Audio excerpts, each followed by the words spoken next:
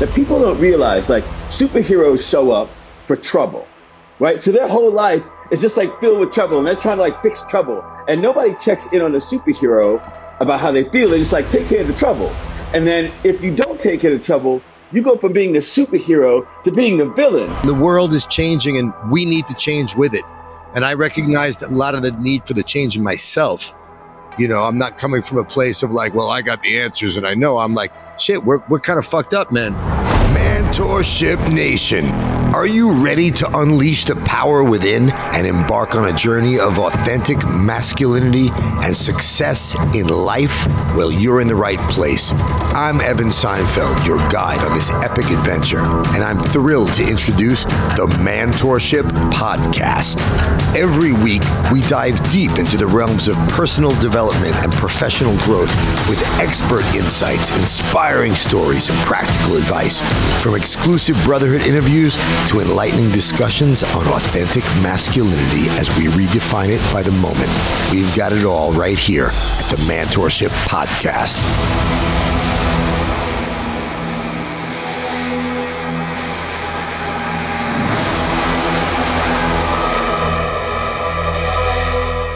I'm Evan Seinfeld with my co-host. I am Mamadou Mambouré. Pleasure to be here.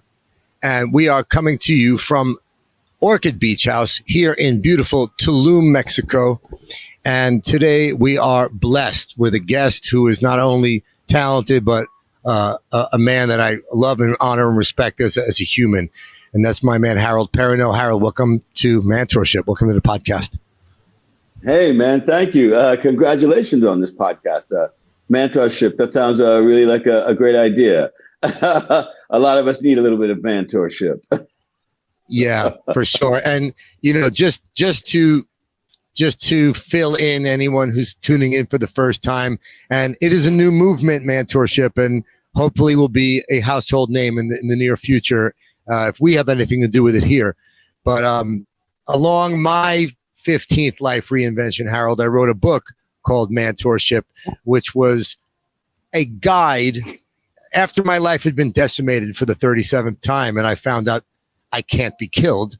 My life just keeps coming back. I'm doomed to return until I get it right, and not for lack of making lots of mistakes. So I started writing a book, and I am in the process of editing the book right now, but it is a guide to help men become honest with ourselves about the life we truly want, and then how to put your life on a path of self-development to manifest the life you truly want, to put your life into a plan of action, not to be a person that sits around and complains that the world passed them by and focus on the opportunities they didn't get. And along my way, I learned a few things. I read a few books and I met a few interesting people. And I was about 50 pages into my book, Harold, and I didn't know what to do. I was like, I don't even know if this is good. I'd done a lot of different things, but this is like, I was tackling serious life topics, things that men face that are specific to men. And you and I have had man talks many a time. And, you know, we both used to talk with Granny all the time and all the brothers, right? And filming Oz with Harold was kind of like being in Mantorship because it was a fictitious prison of men. So we would be a couple of hundred guys hanging out. But the point is, I wanted some feedback to see if I was on the right track. So I invited a bunch of guys from the gym, from yoga, because I was living in Mexico in my reinvention. And it became what we call the Circle of Brotherhood. It became a place for open-hearted sharing and men to open up. And we've been doing the circle at my house once a week for a year now. Some nights it's 40 guys come. It's been a year. It's been a year, March, this month. I don't have the date, but it's this month. And celebrating that by wanting to take this global with the podcast. And I'm launching an app that will be a social network with live Zoom type meetings where the way we're talking live right now, I don't know, maybe you're a guy who's going through something right now. Maybe you're in a breakup. Maybe you're in a divorce. Maybe you're stressed out about money. Maybe you just never share your feelings and you're a ticking time bomb and part of this new all-time high toxic masculinity, guys that don't open up and share. And I know you're a guy who's very much in his heart. So I thought you would be a great guest for the first podcast. So out of this idea of me trying to write a book to help others not have to make all the mistakes that I've made and share the insights that I had learned that worked for me as tools, kind of help other guys through a hard time. We've got a movement of men that are all committed to being the best versions of ourselves, and we push each other, and we're like team. And I want to take this global, and the idea of the podcast is to let men know it's okay to be vulnerable. It's okay to ask for help. But a lot of us don't. And I know you come from a similar place, maybe where I come from, where maybe you weren't taught to express your emotions and, oh, you're a man, be vulnerable. Tell the other boys that you're scared. In Brooklyn, I didn't grow up with that per se. So this is how the podcast came to be. I would like to hear from people. I would like the people to hear from you, what you said earlier, Mamadou, and I'd love you to wax it as poetically as earlier before we started recording about people's perceptions of someone like Harold, who's a famous actor. Well, I think I'll just take the honor of the moment again to share with you what I shared in the beginning, Harold. You two being longtime friends is great, but one thing that immediately just came to my psyche when he told me we would be interviewing you, the famous actor, it just dawned in my mind like, wow, for guys we grew up on and as I mentioned to you off camera, that we grew up with, you all are like superhero staples in our lives. And a lot of times, as great as your roles may have been in Oz and The Matrix and identified with so many people, and you've, played in every different kind of movie, different characters, you never got typecasted. It seems like you've been in movies since before I was born up until today, still very relevant. My aunties and my grandmothers are raving over the Best Man series, and you're all over there. So when we look at someone who's in our minds so accomplished and consistently out there, what really resonates with people is that this superhero effect that you have means that you are completely obsolete from daily struggles, that you as a man don't have, emotions that kind of keep you stagnant, that you don't have any moments where you feel like you're lost in life, that your marriage situation isn't the best it could be, your relationship with your children. So it makes me wonder, okay, what can we gain from your experience in terms of what's in your tool belt that helps you to stay driven, in terms of what's in your tool belt that, okay, when the cameras are off and it's just you home at night and the kids are in bed and everybody has what they need from you, what keeps you driven? And I think it's helpful to know what's in that tool belt because, I've watched Evan come from someone in my mind who was just an old rock star to we sit in open-hearted spaces where men are crying their hearts out every single day, and it's the most beautiful thing that we do. And here in Mexico, I came here because I started working with plant medicine ceremonies and retreats, and we do different retreats centered around yoga, wellness, and various people come. Some ayahuasca, bufo. Yeah, ayahuasca, bufo, some other, main medicines. And, I have a partner that I work with here where we're very passionate about that space because we see what it's done for people, so I think we see people coming from all of these different worlds, and then we see them share their experience, and then they take it back out into the fields they're with. So, one of my main beginner questions for you are, do you see yourself as the superhero who's untouchable, from, needing to reinvent yourself and every day you wake up and it's just the Superman suit comes out and you move on to the next thing? Or, when you're in between acting roles and jobs, does it take a certain amount of mental prowess to go, okay, I need to pick up these skills, or I need to get this sort of motivation to keep me going again? What keeps you driven after all these years, aside from loving what you do? Because sure, you can love what you do, but that doesn't mean that's what it takes to get you going every single day. What has worked the best for you? Wow. That's a big question, man. And again, thanks for having me on. It's like your inaugural guest. I love it. It's great. But let me jump right in, man, and say this one thing I think that really for me works. I've been actually thinking about this a lot lately. In fact, this morning I was having this whole this thought about being a superhero and stuff like that, and I'll share that part of it in 1 second. But like for me, man, as long as you aren't like really hurting anybody, physically, emotionally, like as long as you're not hurting anybody, everything you do is all right. You're going to make mistakes. Like even when everything is going right, you still got problems to solve. You're still going to make mistakes. You're still going to you still got to keep going forward. You're going to have great days and you're going to have, bad days, and you're going to have terrible days, and you're going to have amazing days. And like, that's just life. And I've been thinking about that a lot lately. It's like, it's just life. We just keep going on. There is no like, perfect life other than being perfectly in your life.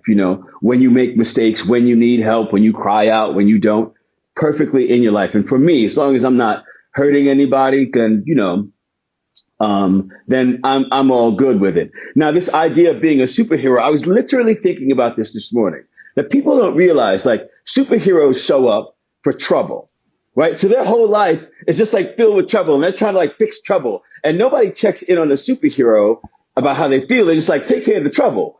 And then if you don't take care of the trouble, you go from being the superhero to being the villain. So like you're on this like crazy precipice, on this weird ride where your humanity, like you just said, just seems to not exist anymore. And as I don't think of myself as a superhero, but those things come in. To the reason I think about that is like staying married, staying with your kids, staying present in your life. Like those are like superhero tasks. And if you fuck that up, suddenly you're the villain. If you fuck it up at all. And so and you're going to fuck it up. That's the other part of it, right? Oh, I've been playing the villain since we met. You know me well. Right. You know what I mean? Even as good as I like to believe my heart is, some of us get typecast, Harold, So, some of us can escape it. But yeah, man, it is a thing that your humanity by other people gets sort of ignored, which is why it's really important that I recognize my humanity. And this thing that you guys are talking about, like finding places with other men that I could actually express things that I don't normally express in my daily walking around, is a really helpful tool. So like this kind of bonding, this kind of cipher that we sit here and we could talk to each other about stuff that's going on is really, really helpful. And if other men can find a space to do that, it'd be really cool. You can take your toxic masculinity and you don't even have to get rid of it, but you can find a place where you can talk about it and share why you have it or why you don't have it, and then go back out in the world. You can acknowledge it. You could check it. You can check it. Yep. And it's we grow up with, we are all where we are. And what resonated with me, what you were talking about, is being present in your life. And this is something that we talk a lot about in Mantorship. Is one of the big ideas in the book is, I'm a big Eckhart Tolle fan and devotee. I follow his idea of the power of now. And when I'm present, I have a chance to have an experience. And when I'm worrying about the future or regretting the past, I'm not here. And I think a lot of us struggle with this.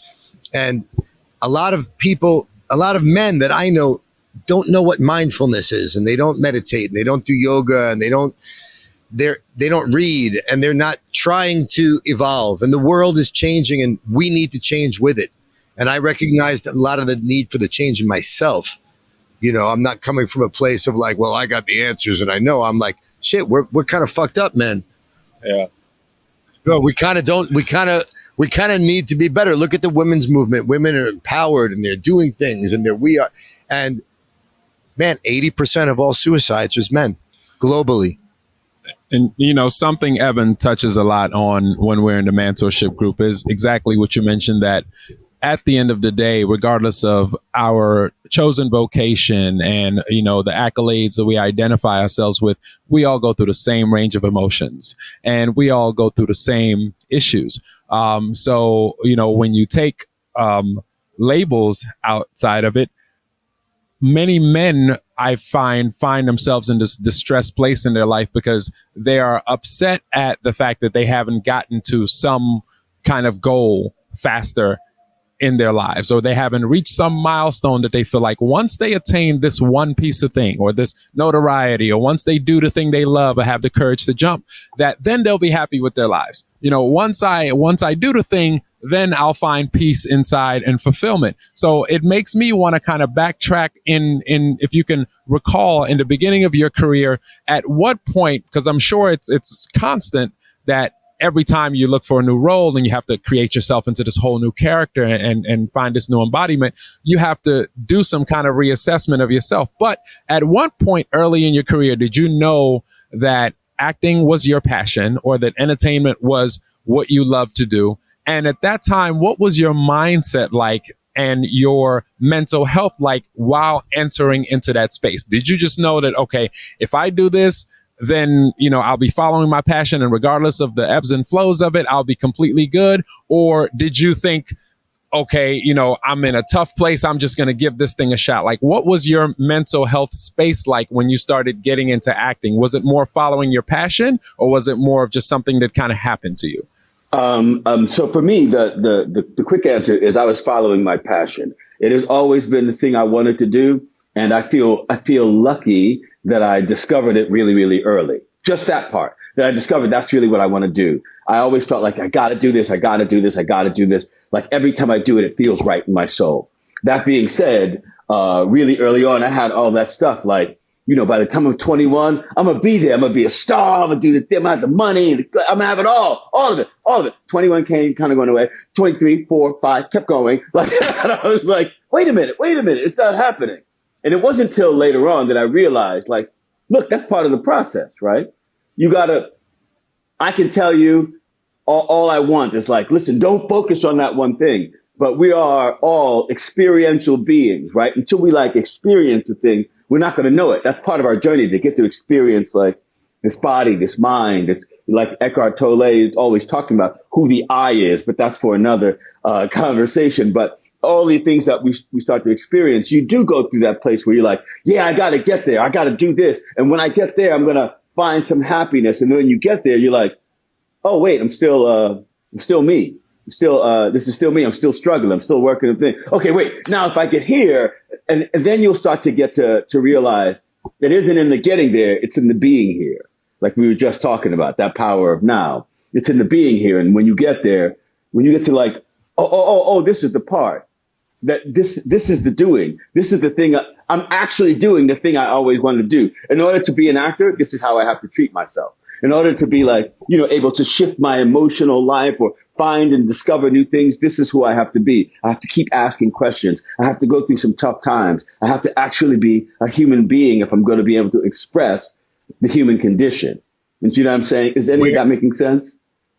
Yeah. When did you realize to kind of take Mamadou's question to the next space? When did you realize that it's a journey and it's not a destination and you're never there? Or actually you're always there. You're always you're there. Always there. Yeah. You're never going to be in some other place. You are always right here. I was talking about this to a friend of mine last night. I had a huge sort of like meltdown when I was doing that show Lost. It was a big old smash. It was a big TV hit. And I got fired for the show over something that was actually ridiculous. A conversation I had with one of the producers. And at the end of that, I had never been fired from anything. I always thought of myself as a team player, a really skilled actor. But after that, I kind of got fucked up. And it was through that getting fucked up that that's when I kind of found out like, oh shit, I thought I had to be this thing. People don't think you could have a mental breakdown, a meltdown. You're an actor on TV. You must be bulletproof to be there. Yeah. You must be like what Mamadou was saying earlier. You must be there must be no kryptonite for you. You must be you must be unflappable. Unflappable. But the truth word I'm looking for. Immune. Yeah. But the truth is you must be immune to the stresses of life. Harold, what happened? What were you going through? What happened? Yeah, you're not immune. When you say you melted down, what happened? What really happened? What really happened? Like I melted down. I was having a hard time being present with my friends. I remember being in a car with my kid, taking her to school, and I kept contemplating driving off the cliff. And the only thing that kept me from driving off the cliff was that I had my little girl in the back.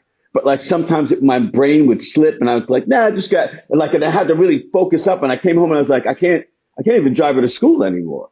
Like, I can't trust myself to drive my kid to school anymore. Like, I'm fucked up. Like, something's happening. And so I went and I finally started talking to somebody.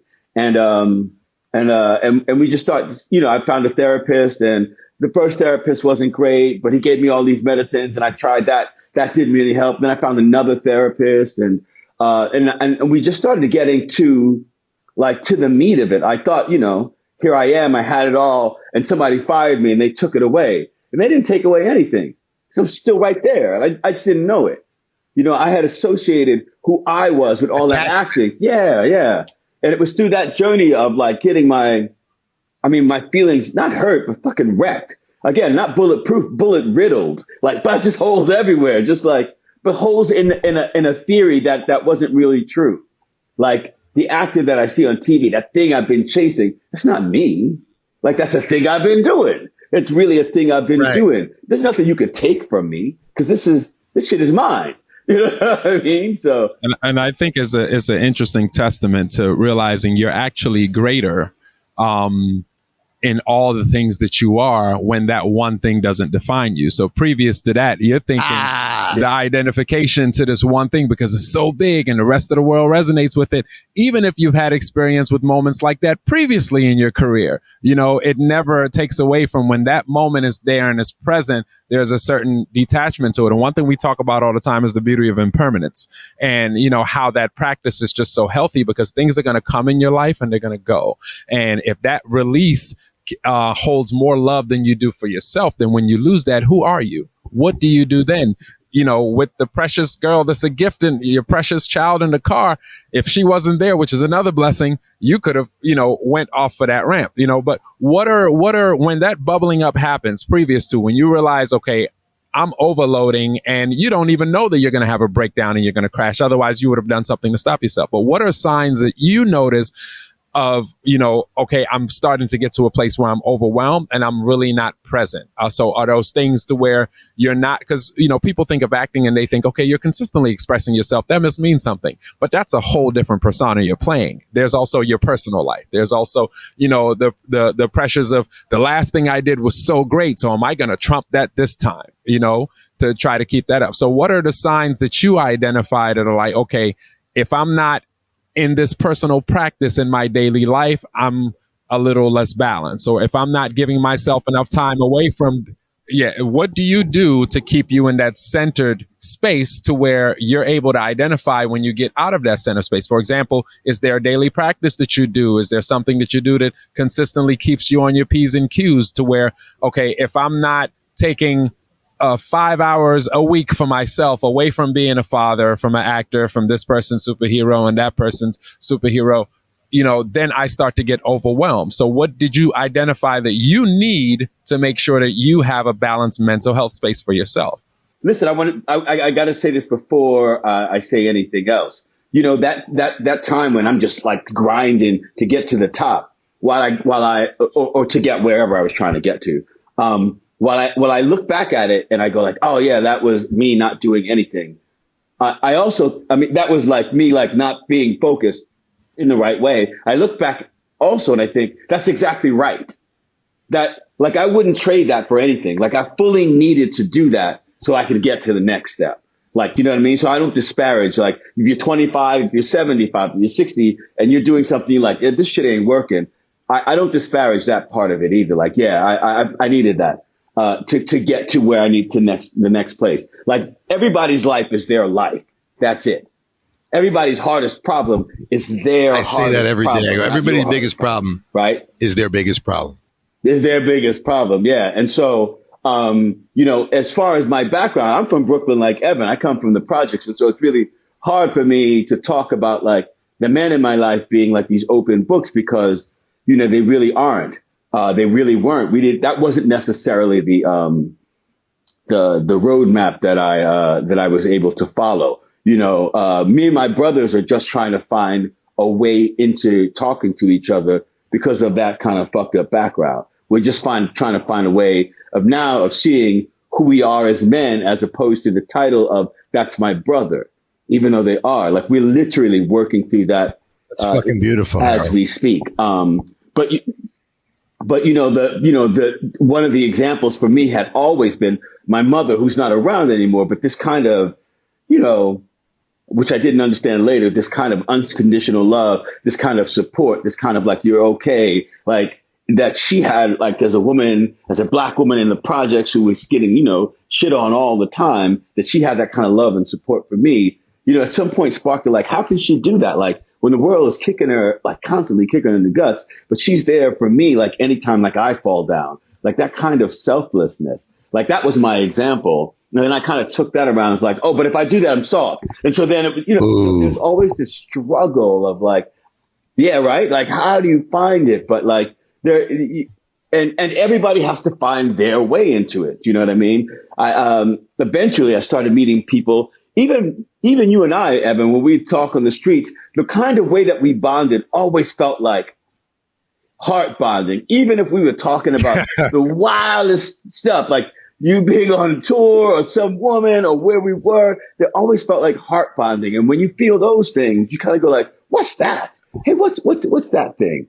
You know what I mean? And then you meet other cats and you're like, yo, man, you realize how surface it is. And that stuff you don't need. But when you find cats that you like, you connect with, you're like, yo, what's that? Like, how do I explore that? And so that's partly helpful. Again, you're going to say something. Go. I'm speaking with my heart, right? I don't even have words. I'm hearing you There's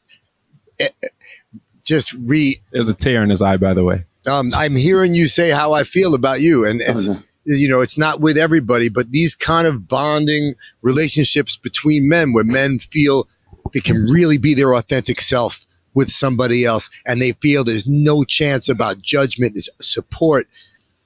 It's not easy to come by. And when you find these relationships and these friendships, you got to hang on to them. You got to foster them. And,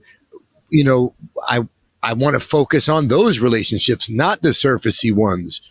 I left Los Angeles, I live at the beach, I got beads, everyone's like, what's the meaning of the beads? Like, it reminds me to just be more spiritual and be more mindful and be present. Every time I touch them, I go, be present. I'm here working on myself because that's what life is. It's a journey that I want to continue to grow and evolve. And I want to ask you something, Harold. In your journey here, I was talking to Mamadou about being an actor because, like, you're an actor. I'm a guy who did some acting, right? I never had the passion that I'm going to go find the next job and I'm going to be the villain. I'm going to be the hero. I respect the craft. When I first got to the set of Oz, the very first or second day, I watched you deliver some heavy ass monologue. Like I was watching like an Oscar winning performance. I was sitting with a couple of the guys in the directions, like biting my nails. Like, this is so fucking raw and real. And then they go, okay, cut. That's a wrap. Everybody lunch. And everybody just walks away. And I remember seeing you standing there. Like, I was like, where's the applause? And where are the dancing girls? And where are the cheerleaders? I was like, this is like he just did like Michael Jordan taking off from the top of the key with that dunk with the tongue out. He did his version of that. And I was like, wow, this motherfucker is dedicated to the love of doing this and the patience to wait for the thing to come out. It can't be about the instant gratification. Me, a dopamine junkie, I walk out on the stage with the band and I don't even hit a note. They were cheering. My ego is like this. Yeah, more, give me more. And I realized in that moment, this isn't what I thought it was. I was like, this is Kung Fu. You guys are like doing the work. Some of the guys that I watched really in character, Eamon, you, Lee, Chris, Wale, so many talented guys on the show where you believe they're the character in that moment. Even though I know you, Harold, when we're on the set and you're there and you're Hill, you're another guy. During your process of going through having to get a different job every time, auditioning, what other tools do you have when you don't get the part? Because people don't know what part you didn't get. Yeah. No, and I think it's all the same things that you feel like when you wrote a song, you guys worked on it and it didn't go the way you wanted it to go. or Mamadou, when you've come up with, a conversation with somebody like, oh, here, I'm going to get to the point. This is really going to hit home, and it doesn't. And it falls. Like, it's that same shit. You know what I mean? Listen, let me be like really real. My kid wants to be an actor, and she is an actor. And I had to be really, really real with her. Like, all the stuff that you see out there, all the stuff that people, the praise they're going to heap on you, none of that has anything to do with who you are. Because you are the person who's crying because you didn't get that other job. You are the person that even though you go like, oh, like this is just a part, like, and I'm just going to walk in there, and if they don't like it, then they don't like it. But when they don't like it, they don't like you. That's what it feels like. You know what I mean? It's not true. But when you walk out the room, they're like, damn, I must be fucking horrible. Like, I must be terrible. Or I used to be good. Now I'm not good. Like, all that shit, like it's all the time, and you are constantly dealing with it. You had asked me earlier, like, what do I have to do? And, I have to, I don't have a consistent, like every day I do yoga, every day I meditate, every day I do this, but I do have a consistent, like every day I got to try to feel what my hands are. I just got to try to feel like where the life is happening. Because wherever that's happening, that's not all the shit I think about. That's the life happening, right? And I have to do that every day because I have to really be aware that all the systems that are running in my brain, they aren't me, because that shit will hurt your feelings all day long. Every time my daughter is like, hey, can I braid your hair? Not you, motherfucker. You can't braid my hair. That shit hurts my feelings. I was like, oh, wait. I thought I could braid your hair. Like, that shit hurts my feelings. Or like when I call up, I'm like, hey, like, I'm just sitting around. Is there anybody interested in the video? They're like, nah, we're looking for Michael B. Jordan. It's like, okay. Yeah, like, it hurts my feelings, but I can't let it. It hurts my feelings. It really does. But it can't be who I am. It's hard not to take it. It's hard not to take it personally because they're saying we don't want you. Yeah. You're the one that walks into the room. If you're on stage and they boo, they don't. I've gone for listen, and I'm like I was in the show with you for all those seasons. But I was never good at the audition process, and I gave myself this negative, like, core belief that I'm bad at auditions. So I would walk in and fail it before I got there. And then when I didn't get the part, I was like, wow, this is really fucking hard. Like, having to convince this person in front of you who was rarely my type of person. It was usually like, a middle-aged woman in New York who's got a really tough demeanor and she's tired of seeing people all day and she's not impressed with me whatsoever. And I'm trying to be charming and she thinks I'm an asshole. And then she says, okay, why don't you read for this part right now? I'm putting this camera on. This is Mamadou. He's going to read the part with you, even though the part is of a woman. And he'll be off camera, and like to have to like go into character right there. And it was always like something, all right, a grenade just went off next to you. Act like it exploded. And I'm like, I'm sitting here in your office. I'm in a chair,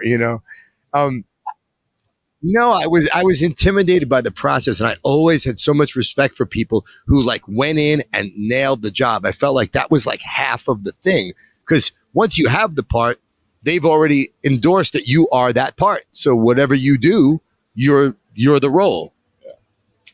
I'm curious in that because, you talk about the rejection and then, some roles where you thought you might have been great for, but you didn't get necessarily. In your mind, because we're living in this, if you talk to some of us that live here in Tulum that are in this new manifesto flowing with life bubble, and those who are well read in the Power of Now and all these other concepts, which I'm a firm believer in, you get what you believe, and life is always kind of happening for you, even if it doesn't feel that way in the moment, with all the good things and the bad. I'm curious to know, are you more practical in a sense that when things happen and they don't work out, you're like, all right, well, that ish just didn't work out for me? Or are you, more grounded in when something doesn't work out, you're like, well, the universe doesn't want that for me, so I'm going to follow what nudges me the other direction and sort of do it. So like, what's your personal philosophy with this new age? And I don't want to say new age, because if you ask me, it's really the ancient wisdom of how things have been in terms of following your gut guidance and learning to tune into who that I am is. Like a modern stoicism. Exactly. So here. Are you more practical in that balance realm, or are you more like, okay, I manifest with the universe and with source and with God, and that energy is kind of working through me?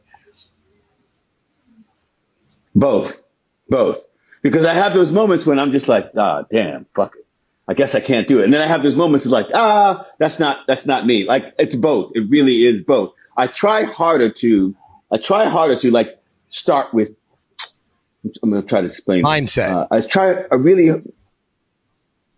Not even mindset. Yeah, it is mindset. Yes, of course. It's all mindset, right? But let's take, for example, that thing that you were talking about with the auditions. You got to do this. You walk in, blah, blah, blah, blah, right? You got the lady and the shit, and she doesn't want to be there, and you already beat yourself up. And so I learned a really long time ago, I'm going to walk into rooms with that lady or another lady and all this other stuff. The only thing that I can do is I can walk into the room and do the thing that I do. Whatever you want, I don't know what that is. I can't be something that's in your head, because I can't be in your head. But what I can be is I can be an actor right now, because that's what I do. So you don't like what I just did? All right. That's cool, because I just got more practice doing the thing that I love to do. Every audition that I walk into, I'm doing the job. I'm in the job right then. I don't have to get paid for it. I'm doing the job in the moment. And in that, that's the gift, right? Like if I do that, like if I walk in with me doing what I do, you could buy it or not buy it. You know what I mean? And you that's could buy the M&Ms or you could buy the Snickers. And that's where you start from. And that's the pure. Right. I love hearing that. But when you don't get the job, like you said, and you take and how do you work through not taking it personally? And like I wanted to ask you another question. I'll double question you. That, and what part did you really want that you didn't get? Tell me top three that you were like, if I only would have got that. Oh, so many parts. This way people could imagine the alternate universe where you're James Bond in Skyfall. Listen, I can see him in Bond. I can definitely see him but making the gadgets, in there and getting him all the cool stuff that he flies with and giving. When James Bond goes all black, it's Idris Elba. He's Q. Listen. You were Q. You were like, I got you this. Did that happen already? By the way, yeah, they might have already filmed that, and we're just manifesting. No, there's one with Idris, but there was when Jeffrey Wright played Basquiat. I thought for sure I was going to be Basquiat, and when I saw him on that screen, like. I was reluctant to go see it because I'm like, I'm fucking Basquiat. And I walked into that movie and I was like, oh no, he's Basquiat. I was wrong. That's him right there. So the Basquiat thing, just recently, Idris Elba wasn't going to do the new Luther, and they were looking for one. Watch that yesterday. And I was like, let's go. You did. I was like, let's go. So when I saw the posters last week, I was like, oh man, the movie. It was a good one too. So it's wow. So okay, there are roles you didn't get. Now, one thing, and this is, and I'm trying to stay relevant also with the mentorship concepts that just apply to real life situations in my mind. One thing we talk about often is saying a lot of hard no's to get to what your yes is. So obviously in acting, I mean, when we watch you again, we don't see what you didn't get. We just see, God, he can do all of these different characters, and he never got typecasted, but there are also roles that are super you, right? Which is why we can say, okay, we can see him in Bond and being, this specific character. And even when you said Basquiat, I'm like, that would have been a great new reinvention of a role of you, the whole artistic side of it, because I feel like, when you see a character, there's also a human resonance to where, there's an artistic side of you that I just see and feel that I'm like, you have so many more roles you can play to just let that bloom and shine. But how often do you say no to something that is wonderful because you feel like it doesn't resonate, because you're not chasing another role or you're not chasing the notoriety anymore? You're just rooted in the passion. So does it serve you to say no often? Or in your world, is it like, okay, if it's great, you just kind of take it, have to kind of take it based on relationships that are out there or what the situation is? How do you choose your roles? Yeah. No, you do have to say no quite often. Even earlier on in my career, I had to say no because there is a for all of us. I'm not going to say just for Black people or men or whatever. For all of us, there are tropes that are in the world that you have to really be mindful of. And for me, I've always had to be mindful. Do you remember that movie, The Perfect Storm? Yes, with Clooney, Nantucket boats. The women scared, the men won't come back. So they had a bunch of great actors. Clooney, they had Wahlberg, they had what's his name, who played Wreck-It Ralph. They had just a bunch of dudes that are really, really great actors. And they came to me and I read the script and I went in and auditioned and they were going to give me the role. And I said, I'd love to do the role, except, hey, can I talk to you about this one thing? Like all those characters, they have an actual arc. This guy is the hero, or this guy has a problem with his wife. And this guy, his whole storyline is he's Black. Like that's not a storyline. No, and also I would guess a lot like the early Star Trek era where they would go to the landing party. They would always have the fourth guy, be like Spock, Kirk, maybe even Lieutenant Uhura, and be some other random dude. You know that's the guy who's getting offed. Ensign Johnson's not coming back from you're the diversity player. Yeah, exactly. So is that from Eddie Murphy Raw or something, right? So did you feel like that was minimizing you? Or did you feel like that was kind of minimizing you? I felt like it minimized anybody. Like I was. So this guy in the movie only because he's Black. I came in, I did the audition. He's only Black. Like, and they were like, no, we're going to address it. And I was like, cool. Can I see the script? They're like, yeah, we'll send it to you. Week after week after week, they wouldn't send it to me. I said, can I see that new script? They wouldn't send it to me. And then they called me up one day and said, you have to make a decision. I was like, about what? Like, you want the role or not? I was like, you haven't sent me the script. They're like, listen, it's you or Alan Payne. Then fucking hire Alan Payne. I don't care. Show me the script. They hired Alan Payne. And to this day, people go, wait, there's a Black guy. I don't even remember the Black guy in the movie. In The Perfect Storm? I don't remember. I remember the George Clooney character, and I remember the Mark Wahlberg character, and that's what I remember. Yeah, but when you go back, you're like, oh, yeah, I remember that dude. There is a Black guy. Did he make it? And that's exactly what to be. Or does he die? They all die. Nobody makes it. It's a perfect storm. They all die. They all die. Yeah, right. But you need to identify with him as a human being. Anyway, that was my point. Right. So there are times when I do say no because I really am interested in the human condition as an actor. I'm not interested in the stereotypes. I'm not interested in being this or that. That's just a stereotype. I really am. What's really fascinating to me about is the human condition, because that gives me compassion for other human beings, and that gives other human beings compassion for other human beings, and that's what my job is on this planet at this time. That's what I do. So the power of saying no is a real thing for me because I've actually turned down a couple of jobs, and people are like, "Are you out of your mind?" And I was like, "I'm not out of my mind. I can't do that. What else did you? I can't perpetuate that. What else did you turn down? There's enough people who will. This is your moment. Man! This isn't like I turned down The Perfect Storm. I turned down. There's a movie called The Principal. I was like, I can't have another movie where the dude walks in and saves all the Black kids because they're all these stereotypes of Black kids. Was that James Belushi, Samuel Jackson? Is that? Nah, it was Tom Berenger or somebody. It was Tom Berenger, and it was. I just couldn't do it, and that was early in my career. You know, I had already done King of New York, where I was doing this thing where he was a stereotype. Fucking King of New York. It's Christopher Walken. King of New York. It was King of New York. Wesley was there. I was like, there were enough other people that were there. There were enough stereotypes, but I know that Lawrence was bringing a kind of a gravitas to that thing that he was playing, and Wesley was, and so I was young. I was like, I'll do it, and I played Thug Leader number 1. That's high on my. Listen, that's the only part I ever go out for. The only script I've ever read is Thug Leader. Listen, when I met Evan, I didn't look at all the tattoos. We actually had a heart-to-heart eye moment on the beach, and I didn't look past the tattoos. So it's there's always that lens that you look through. Wow, nice. Hey, let me ask you this though: like while you guys are doing all your mentorship. Are you guys just at the gym? Y'all are in shape. I just gotta Yeah. This is 55, Harold. This is 55. Come on. You know what? I want to inspire people Dope. that you could change your life at any time you want. You could completely decide, I'm going to move to the beach and get in shape. I'm going to become an actor and follow my passion. I feel like Anytime. The mission of Mantorship is to help guys get unstuck and help guys face the fear of the unknown. All is unknown, guys.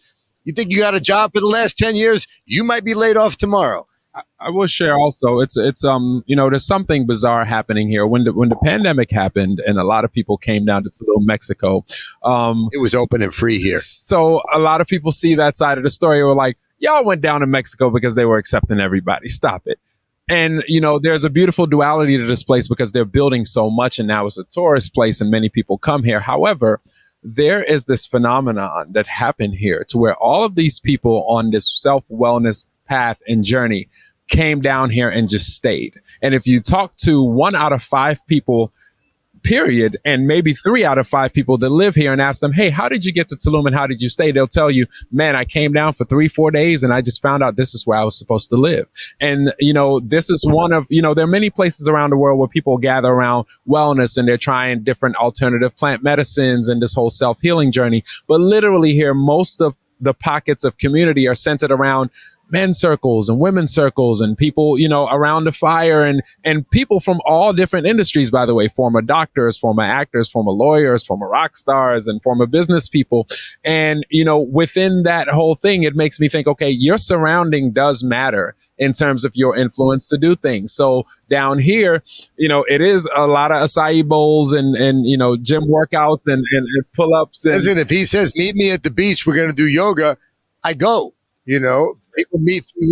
We don't meet and eat and we drink alcohol. We meet, we get an acai bowl, because we want to live Harold, I've done a lot of things in my life. You know me, I like to enjoy my life. I want to live my life to the fullest. That means I want to take care of my mind, my body, and my spirit. I don't want to be stuck in thinking about what I don't have. Fuck, man. I auditioned for that movie Blow with Johnny Depp and I got the part and I was on my way to the airport to fly to Cartagena, and my agent, Rachel Sheedy, called me from Don Buchwald and said, turn the car around. Your one scene that opened the movie that would have made you really famous. Yeah, that was cut. And I was like this.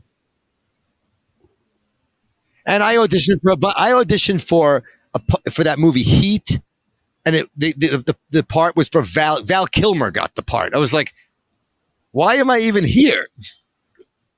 And when I went in to read for it, they would go, we just think you should know tentatively the director likes Val Kilmer for your part, who had just done The Doors, And I was like, no pressure. I'll read for that.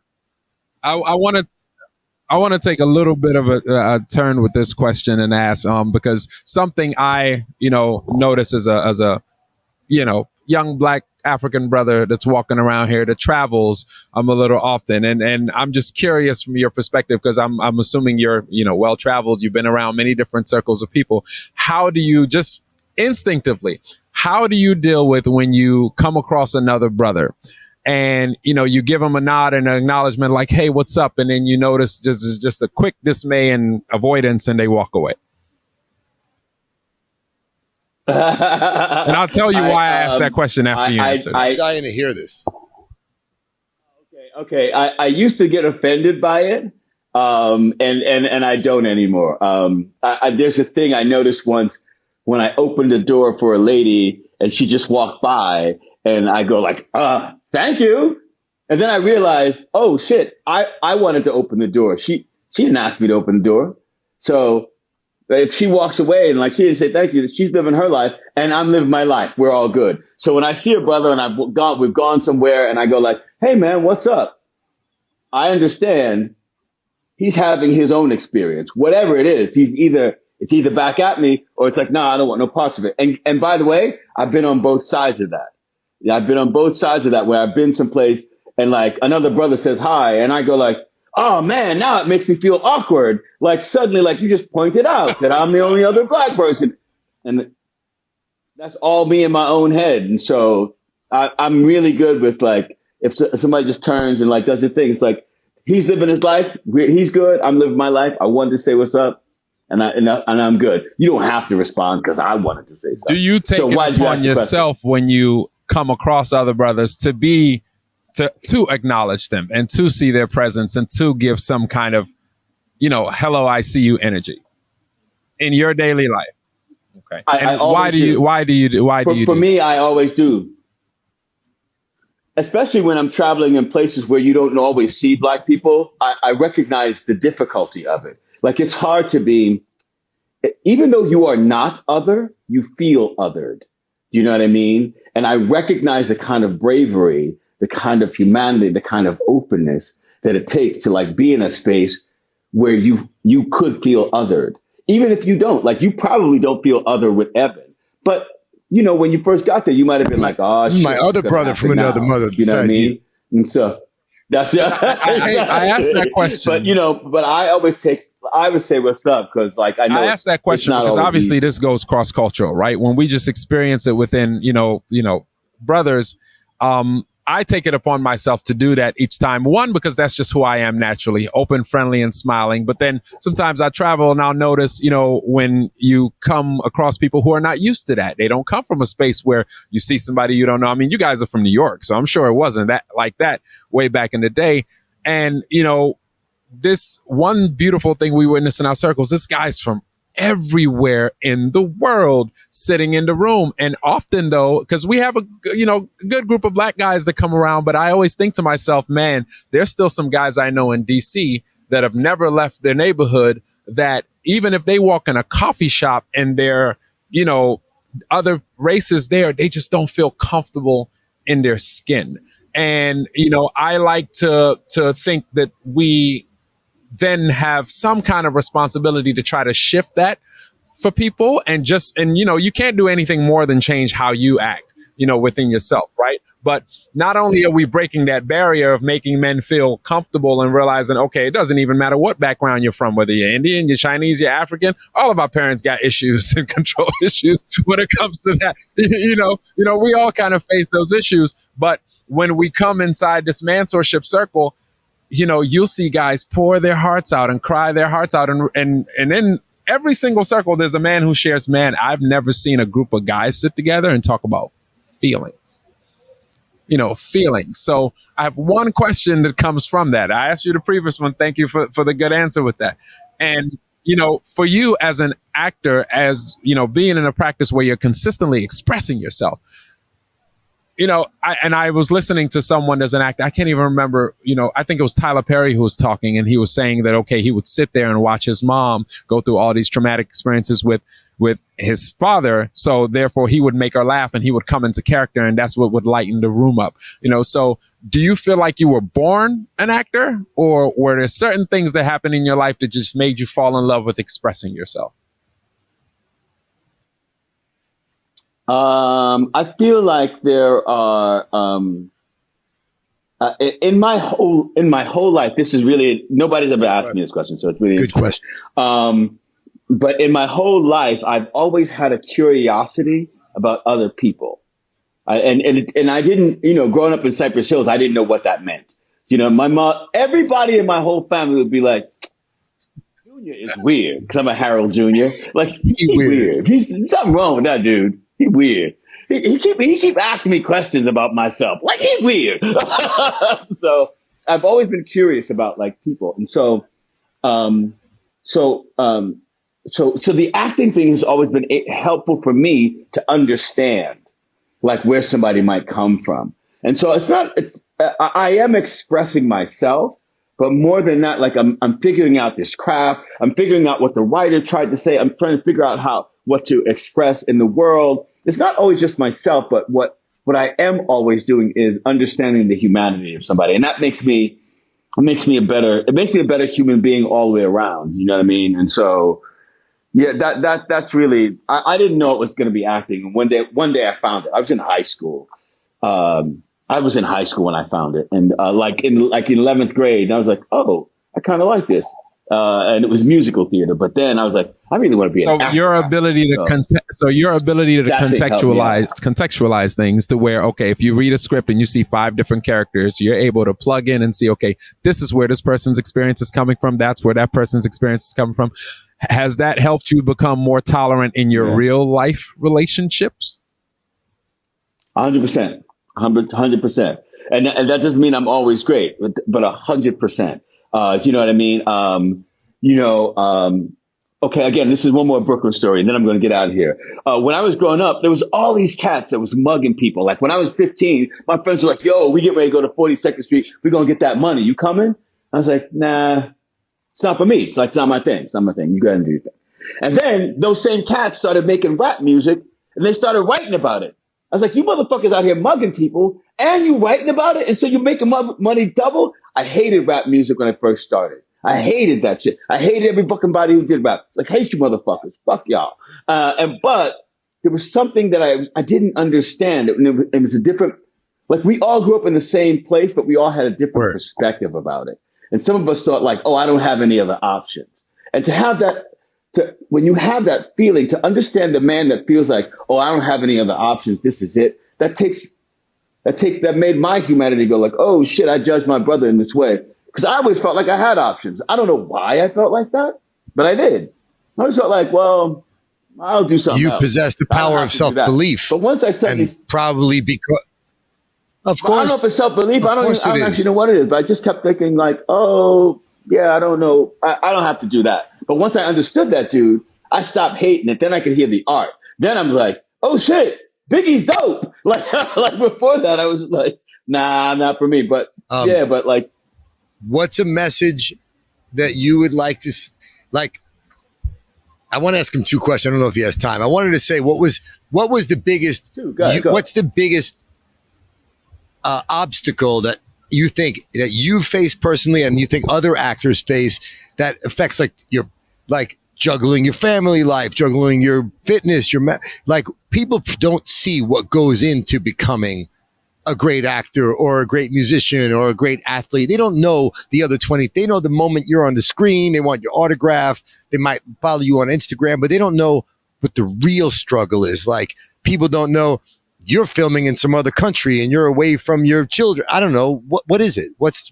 for you the most difficult obstacle for you to be able to do what you love to do? Patience. That's my biggest obstacle. Like, I keep thinking like, I want to be a great dad. I want to be in shape. I want to do a great part. And I want to do it tonight. Like I got to do it now, right now. And so like, that's been my biggest obstacle. And then I get down on myself. The thing we talked about at the very beginning of the conversation, like the like, I'm just going for the goal. And I keep forgetting about the journey. Like when I'm 21, I'm gonna be the dude.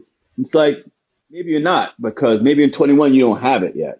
But, and so patience has been my biggest thing. Cause like, I'm looking at you right now. I'm going to go do some push-ups when I leave. Cause tomorrow I'm going to be browling. Remember like, we used to do push-ups? But I won't be. Me, Granville, you, Ra. I remember about 5. Kirk. Yeah, we used to have a deck. Gerald we used to have a deck of cards. You pick a card. 8 push-ups. You, King, 10. Yeah, there's a lot of love over here. This ain't even the macho muscles. This is just love. And I don't know if you got your 2-part question answer, and to be fully respectful of your time. And again, I really appreciate you doing this with us.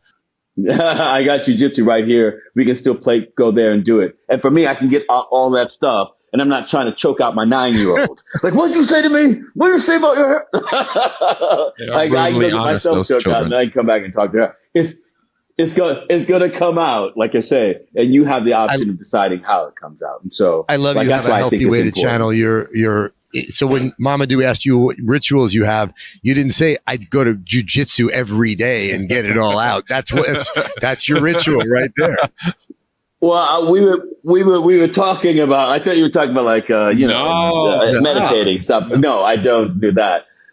But some dude who's 20 years old chokes me out pretty much all the time.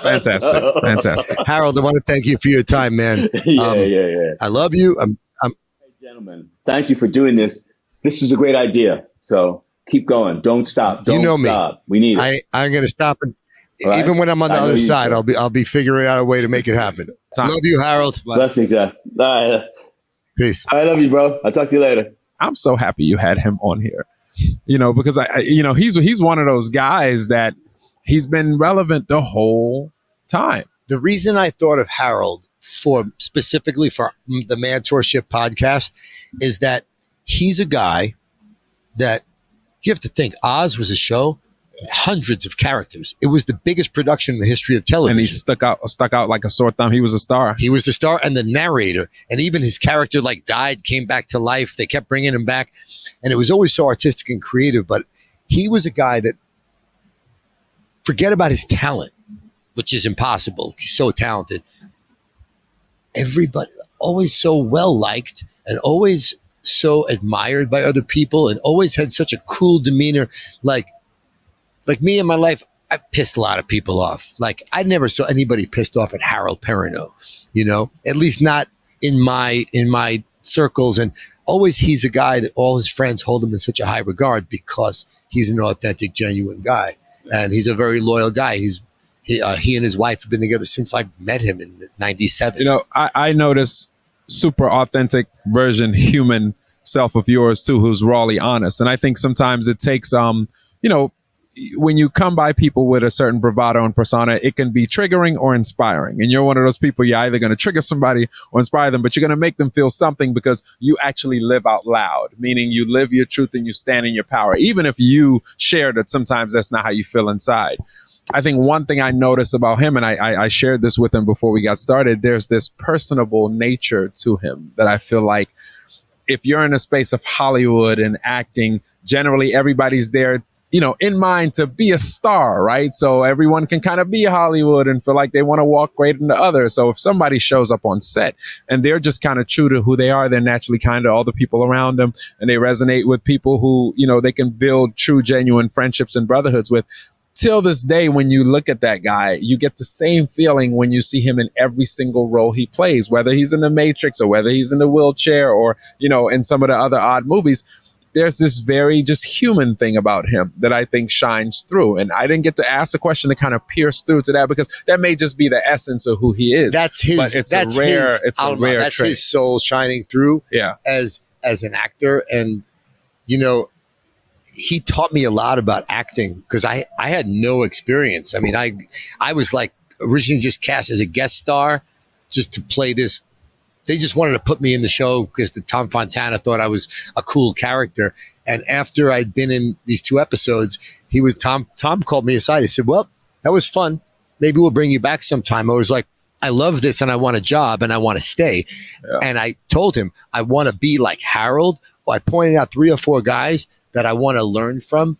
And he was like, okay, we'll keep your character on the show. I don't know if anyone ever asked the producer to not kill them off the show. And then I had 5 more seasons. Some of the seasons were 8 episodes, some were 16 episodes. But I learned a lot. And watching a guy like Harold, it was so humbling for me because it's hard when you're acting, if you're not trained, to not feel like you're acting. You feel the camera there. Yeah. The guys who are incredible actors, when you see, I don't know, Anthony Hopkins or Denzel Washington, they're not aware of the camera. They are the character. Yeah. They've become that person. Yeah.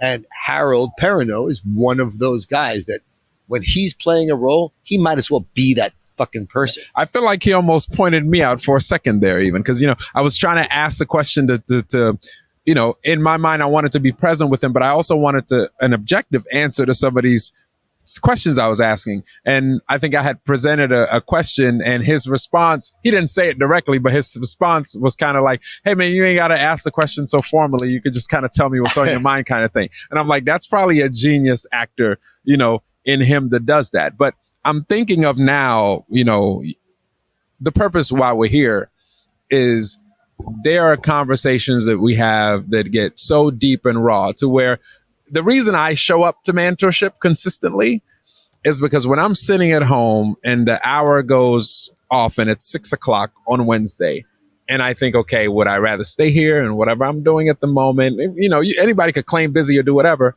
or would I rather go? I realize there's something that I gain so much from just hearing other people open up. And it's more than just these guys are sharing truly how we all feel inside. It's more than just identification. Even when I hear guys share certain things, it makes me realize, Jesus, I'm not as vulnerable as I think I am. Jesus, I don't get deep down to the core truth. Jesus, I may still even be hiding some of these internal hardships I have while guys are here and looking in. So, you know, even though in the circle, they look at you as moderator, but your moderator is like, hi, I'm Evan. And y'all know me as this famous person, but I'm a fuck up. And, you know, and I've got it right so many different times. And I do that because I beat myself up. And I sit there and, you know, I ask myself, okay, am I really digging deep? And it's taken me maybe 6 weeks to dig so deep to allow more vulnerability. So, you know, you're also, you know, I call you out a little bit here on our podcast. You're also a guy who speaks very well. And sometimes people who are really smart or clever, or they can use their words or their comedy to deflect and not have to be as vulnerable. They know what to say to get through the moment. Yeah. I know, because I'm very similar. Difference is that I wear my heart on my sleeve. I don't know any other way to be. And I think it's to a fault sometimes. Sometimes I'm spilling emotions that belong in the men's circle and I'm sharing them at the restaurant with the waiter. So time and place. But what Harold said is what the same thing you're saying. When you're around other men that you have a connection with, or you really feel a heart thing, that's the thing you get. It's like, I feel the same thing when we're here in Tulum, and the moon is very special here. The Mayan people who, you know, populated this land and still live here, you know, believe a lot in the power of the moon and the aliens. And I don't want to get into all that, but I feel like when you're in the moonlight, it's real, by the way, there's some unquantifiable energy or power that you're getting. Your body gets vitamin D from the sun and some other potassium, whatever. You know, we can all check with Uberman Lab and see what he thinks we're getting from the 10 minutes of sunlight in the morning after we get out of the ice bath and the sauna. But I feel like when you're in a circle of other men or just with another person and really opening up from the heart, and you see another person, when I see you, when you see me, you're growing. You're evolving. You're having the human experience. We're not here just to exist. And then and you know, in the circle, when people do share and we open to feedback, and this, you know, I always kind of go into just channel in that moment what the seed of the soul tells me to say into it. But I think with this great new idea of what's like, you're called to do this for a reason. You have so much consistency with this thing. You show up time and time again. You are on it. After the meeting, you're on the message. Before the meeting, you're on the message. Like, I feel like I can't do enough. I haven't posted the video from the last meeting. It's a little not eerie to me, but I do wonder, because I know you're a passionate person and I know things you're passionate about. And I know you're passionate about the book and the app and all these things, but I see it to me, that doesn't define why you're actually so rooted into this, because, you know, you make space for these men to come into your home. You feed everybody there. You never ask for anything in return. You share your heart just like you do with anybody else. And you know, you see so many people come and they grow weeks over. There are guys who come and like, I don't know, I'm going to make it the next week because I'm in Tulum trying to live my life and I'm going broke. I don't know what's going to happen. 2 weeks later, it's like, I found a new gig. I found a new girlfriend, you know, and we're watching all these beautiful changes happen for people. But what is it, aside from that you have a vision, like, did you feel called to start Mantorship in the beginning, or after these conversations started and you started seeing man after man show up to your house with their hearts like out in their palms, that you said, okay, this is something I need to do? Such a good question. No, there was no intention for this. I felt that I needed to do something more important than what I was doing. I was hanging out in LA, just being an LA guy, not doing much. I was hanging out, enjoying my life and working as little as possible. And I felt like I was drowning inside. I didn't know what it was. Something called me here and I didn't know what it was. And after that first circle, and you know who was there? Matt, Mac, couple of guys, you know all the guys who were there. It's like 7 or 8. Luis. I was like, this is fucking real. All of these guys who I'm friends with, these are my new Tulum friends. I know them all 3-4 months. All these guys just came here and shared about their fears and their worries and their anxieties and their coping mechanisms and their tools. And I just remember it was like Luis Villalobos. He looked at me and go, so same time next week? And Matt Wise goes, yeah, same time next week. And I was like, yeah. I didn't know why. These are both bravado stand-up guys. But the next week was 12 guys. And the week after that, 15 until, sometimes it's 40 guys. But the point is, what keeps me motivated and going is that I'm a person who likes to see things through. Mm-hmm. And I like to create things from a total vision, but with flow. I know you're a big flow guy. You're the only guy I know who flows way more than me, and it keeps you moving, keeps you free, keeps you fluid. But the way these blessings fall in my life, I don't care what nobody says. There's something crazy happening. Yes. Well, I wish I do. Now, once I saw the first time a guy said to me, I was really struggling with my mental health, but now that I found this circle, I feel better. Or so many guys have shared with me the same exact thing. Guys will say, this is so needed in the world. Yeah. Why does this not exist? And I felt like if I can't take something that's needed and exists, that if I can't take something that's needed that I have now, I am part of, it's not like I have it in my pocket, but I have access to this container and a format we've created. If I can't share this with the world, why would I not do that? Yeah. And I mean, honestly, I think we can bring together millions of people with this app. Yeah. I think there's lots of guys. Listen, guys, if you like what you're hearing, if you like the rap that me and Mamadou are throwing down, if you're interested in mentorship, go to mantorship.com. Check out @Mantorship Official. We are on Instagram, Twitter, Facebook. My personal Instagram is @Evan Seinfeld. My personal Instagram is @_ for all the complicated Instagrammy folks, _ Mandinka King. And that's MANDINKA _ King. There you have it, guys. Anyway, for Mantorship, coming to you from Orchid Beach House, our first sponsor. They are our location sponsor. They have provided us with the beautiful Caribbean beach. Mm-hmm. And this beautiful place to one of over 200 beautiful beach club locations here in this place where we're so graciously blessed to call home, by the way. Anyway, if you want to know more about Mantorship, if you want to follow me and Mamadou, you can follow us also on the podcast. Subscribe. We'll be back with more interesting guests and more new ideas on how to change your perspective, change your experience, and have a bigger, fuller life. This is Mantorship. And I want to say, just in a short closing circle, one thing that I am super grateful for, my beautiful friend for, and this container that we've created now, which is why we're going to be doing these podcast series frequently and bringing different conversations. Growing up, I was blessed to have male friends that we can talk here and there about feelings, but then a lot of relationships around men growing up are about bravado, or sometimes like machismo, how well can you do in life, machismo, how can you get girls, how much stuff do you have, women have you who's been more with? Attractive, how many women you've been with, and if that's the depth of the relationships that are in your life right now, likely that's not going to help you get to the next level of your own personal life and where you want to go to. You need to surround yourself with, and this is the part where you can take accountability and control. You need to take it upon yourself, not just to pray and ask for that, but surround yourself with people who actually want to deal with and talk about the things that matter in life. And even those relationships that are just business that can get you to those next levels, right?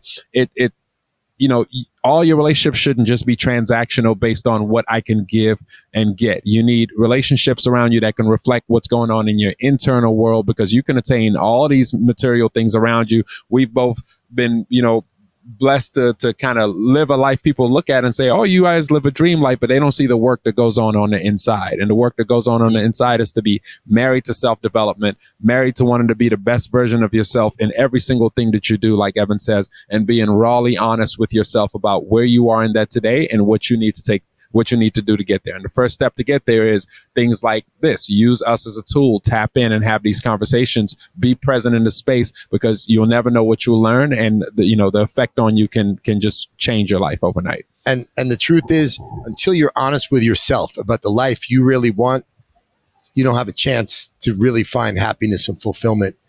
A lot of us grow a huge amount of attachment to the life we've created because we put time and energy into it, only to find we need to change our life again. Yeah. The world around us is changing faster than it isn't, people. So if you're not constantly evolving and adapting, you're going to get left behind. That paradise is within, folks. Thank you. Blessings and peace. Mantorship. See you.